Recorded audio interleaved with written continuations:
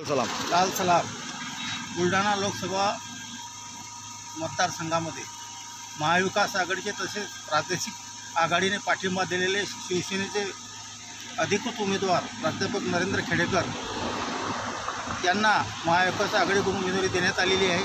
आणि या आघाडीतर्फे सर्व आमच्या 12 पक्षाच्या प्रादेशिक आघाडीतर्फे त्यांना संपूर्ण पाठिंबा दिलेला असून आमचे सर्व कार्यकर्ते जीवाचे रान करून त्यांना निवडून आणण्याचा प्रयत्न करत आहेत।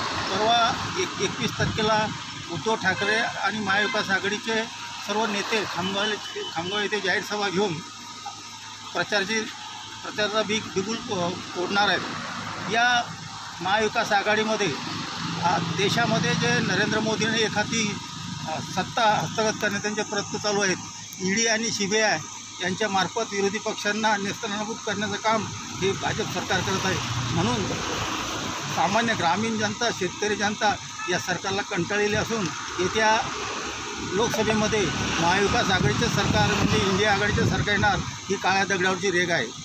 आज ग्रामीण भागामध्ये शेतकरी त्याच्या सोयाबीनला भाव नाही, कापसाला भाव नाही, ऊसाला भाव नाही, असे अनेक प्रश्न जिवंत आहेत। आज बुलढाणा जिल्ह्यामध्ये 15 वर्षापासून बंडखोर शिवसेनेचे उमेदवार प्रतापराव जाधव असून त्यांनी कोणतेही विकासात्मक काम केलेलं नाही किंवा जिल्ह्यामध्ये युवकासाठी कोणताही मोठा उद्योग केंद्र सरकारकडून मंजूर करून आणला नाही। तसेच ग्रामीण भागातील रस्त्याची दुर्दशा फार झालेली आहे।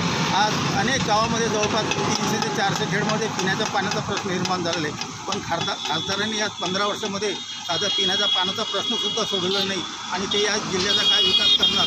म्हणून सर्व जनता पेटून उठलेली असून नरेंद्र खेडेकर यांना प्रचंड बहुमत निवडून देण्याचा निर्धार जनतेने केलेला आहे। धन्यवाद।